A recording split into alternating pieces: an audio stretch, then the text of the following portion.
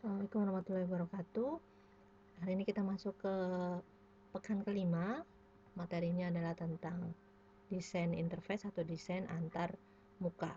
Nah, di sini desain antar muka sudah beberapa kali kita bahas sebenarnya ya, yaitu merefleksikan kombinasi antara pengalaman di dunia nyata, kemudian juga pengalaman penggunaan software lain, dan juga pengalaman dalam penggunaan komputer secara umum ya.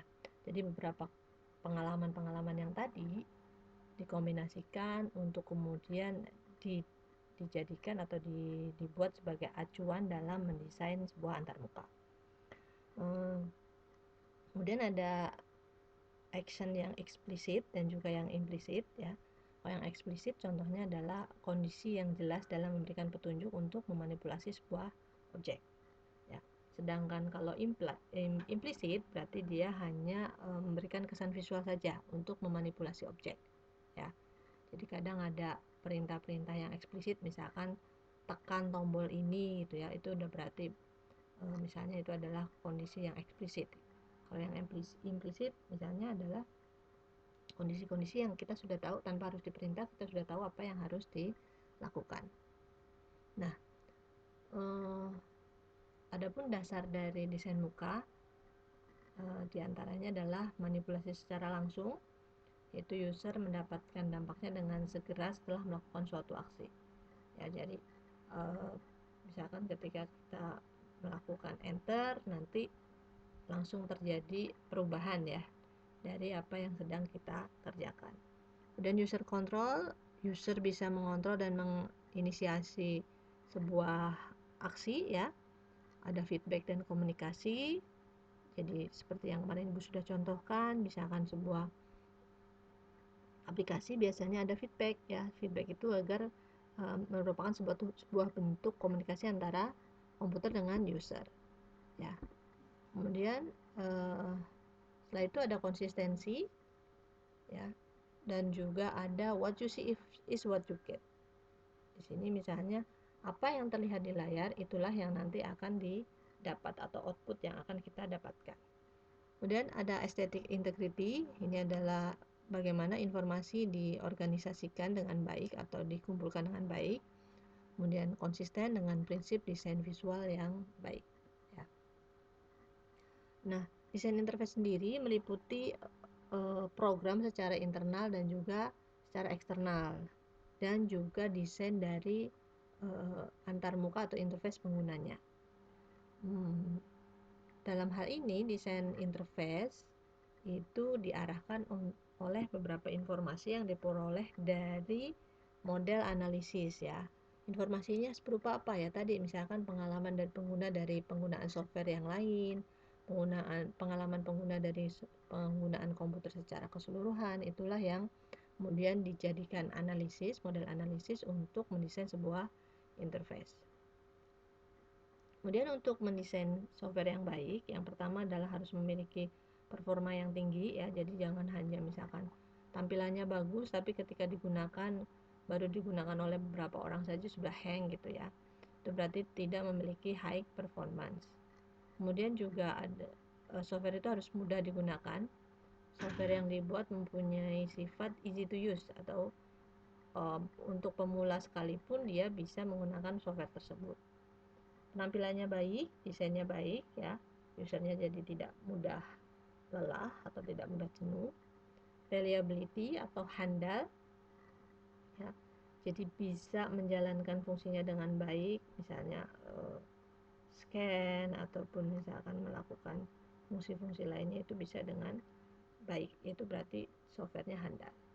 Dan juga mampu beradaptasi ya, bisa menyesuaikan dengan teknologi yang lain. Karena software yang baik, kalau software mobile sekarang berarti yang bisa mungkin yang ada di Apple Store, tapi juga bisa juga dijalankan di Android ya atau Google Play Store. Kemudian interoperability, software dibuat harus mempunyai atau harus bisa berinteraksi dengan aplikasi lain ya. Jadi harus saling berkolaborasi. Mobility, bisa berjalan pada beberapa macam sistem operasi, contohnya yang tadi ya, bisa dijalankan di Android, bisa dijalankan di Apple ataupun yang lainnya. Nah, dalam mengambil keputusan desain interface harus mempertimbangkan beberapa hal. Contohnya adalah aplikasi yang semakin besar akan menjadi semakin lambat prosesnya, karena berarti penggunanya juga akan semakin banyak. User interface-nya juga biasanya aplikasi besar maka lebih kompleks, tidak sesederhana yang biasanya gitu ya, atau aplikasi yang biasa. Kemudian waktu yang dibutuhkan untuk mengembangkan fitur juga jadi lebih lama. Dokumentasi aplikasi dan dokumen help menjadi lebih lebar. Kemudian ada resiko efek dari fitur yang sudah ada. Waktu yang diperlukan juga dibutuhkan waktu yang lebih lama untuk memvalidasi aplikasi. Nah, model aplikasi sendiri itu terbagi menjadi 3 macam. Yang pertama adalah yang berbasis dokumen. Ya, jadi dokumen aplikasi ini menghasilkan sebuah file ya. Contohnya misalkan kalian menggunakan aplikasi Word, Excel, OpenOffice, Photoshop, CorelDRAW gitu ya. Ketika kalian menggunakan itu, maka hasilnya adalah sebuah dokumen atau file. Nah, itu disebut sebagai aplikasi berbasis dokumen. Yang berbasis non-dokumen misalnya adalah berupa MySQL, ya, MyOB, kemudian ada Microsoft Outlook. Itu hanya digunakan untuk memanage sebuah, misalkan kayak Outlook manage email gitu ya. MySQL berarti untuk menjalankan perintah-perintah SQL gitu. Itu berarti bisa disebut sebagai aplikasi non dokumen. Kemudian juga ada aplikasi utilitas, aplikasi penunjang ya. Misalkan pemutar musik, kemudian juga ada antivirus, itu merupakan aplikasi-aplikasi yang penunjang. Nah, ini contoh layout berbasis dokumen, ada header, menu bar, toolbar ya. Kemudian ada lembar kerja. Ini Windows yang lama ya. Nah, MySQL seperti ini juga MySQL yang tampilan lama ya. Dan utilitas kurang lebih seperti ini. Ini adalah Windows Media Power DVD XP ya. Waktu masih Windows XP, masih lama sekali. Kemudian dalam merancang sebuah tampilan diperlukan sebuah pendekatan ya.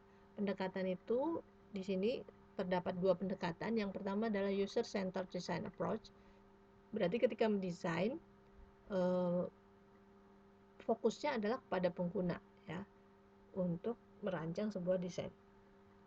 Jadi usernya siapa, tujuannya apa gitu, kemudian spesialisasinya apa, itu disesuaikan dengan kebutuhan dari penggunanya atau kondisi penggunanya.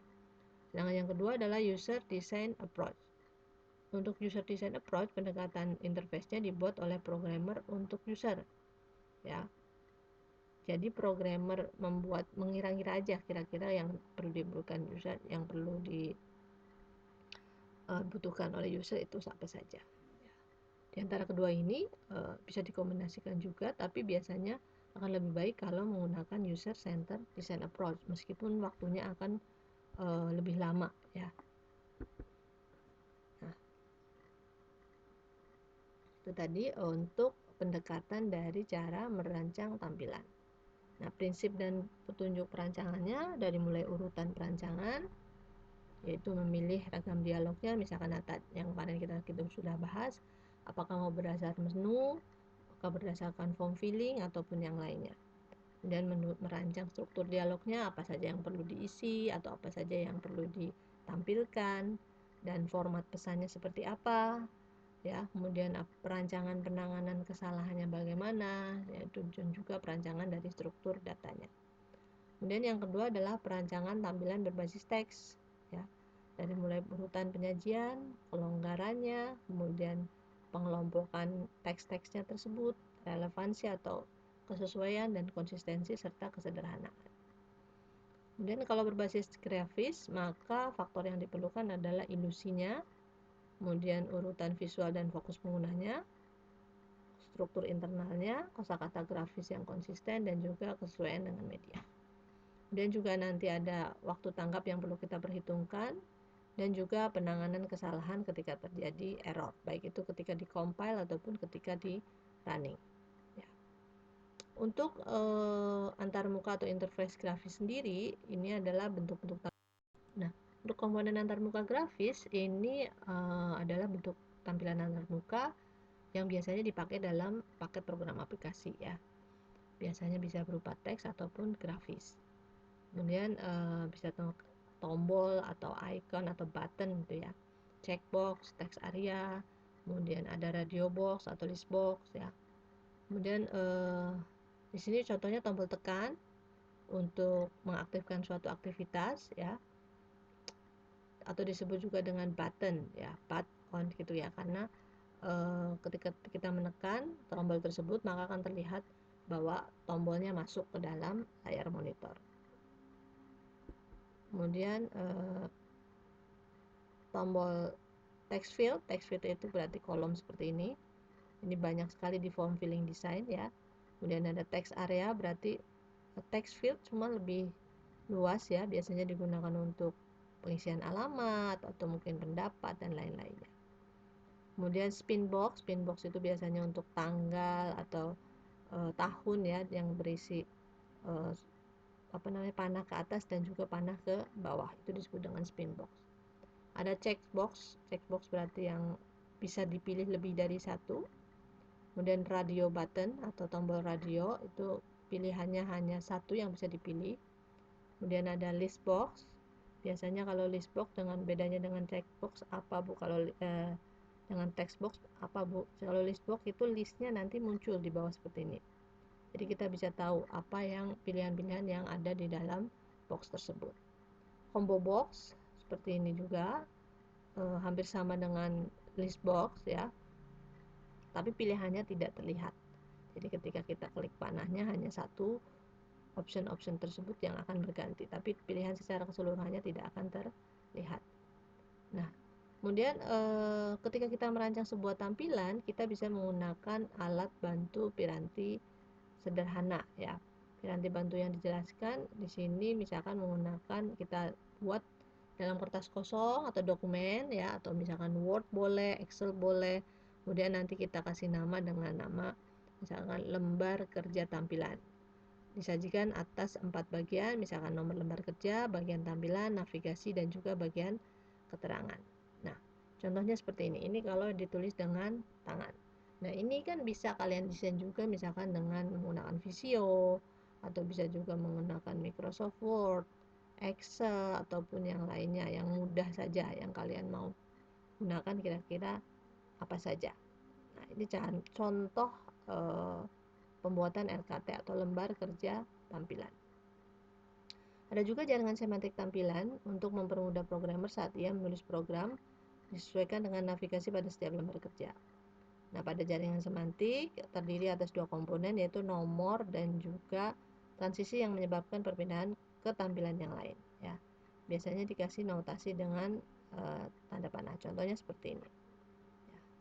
Jadi T1 kalau Alt S atau simpan misalnya, dia lalu lari ke T2 ya. Kemudian kalau selesai dia ke T5. Berarti T1 itu maksudnya tampilan 1, tampilan 2, tampilan 3 dan seterusnya. Ya, ini semantiknya. Jadi dibuat petanya, peta menunya seperti apa. Nah, untuk kali ini tugas kalian adalah membuat tampilan lembar kerja tampilan aplikasi. Aplikasi apa? Yaitu bisa menggunakan aplikasi yang di sini contohnya adalah transaksi penjualan atau aplikasi data karyawan, penduduk, pasien rumah sakit, rawat jalan, booking hotel dan sebagainya. Ya, silahkan pilih salah satu, atau kalau mau membuat aplikasi yang lainnya juga boleh, terserah. Lalu kalian desain bisa menggunakan Visio ataupun bisa menggunakan Photoshop boleh, tidak usah terlalu bagus, masih tetap yang standar saja karena ini masih berupa sketsa ya. Menggunakan Word juga boleh. Nah, contoh misalnya Ibu contohkan kalau menggunakan Word, kalian bisa tinggal buat tabel, kemudian nanti di situ kalian tampilkan misalkan mau bikin LKT apa, LKT data karyawan Bu. Kalau data karyawan berarti isinya apa saja, nanti banyak gitu ya. Berarti nanti kalian bisa buat dalam bentuk misalnya seperti ini, Ibu tampilkan seperti ini ya. Misalnya di sini kita di bordernya kita hilangkan aja. Jadi seperti ini. Nanti di sini misalkan data penduduk, dan nanti di bawahnya kemudian NIP. Di sini misalkan dikasih insert berupa checkbox, terlalu jauh ya, NIP misalnya. Kemudian setelah itu nanti ada nama lengkap. Jadi buat desainnya seperti itu, masih berupa sketsa, jadi belum berupa desain yang grafis ya.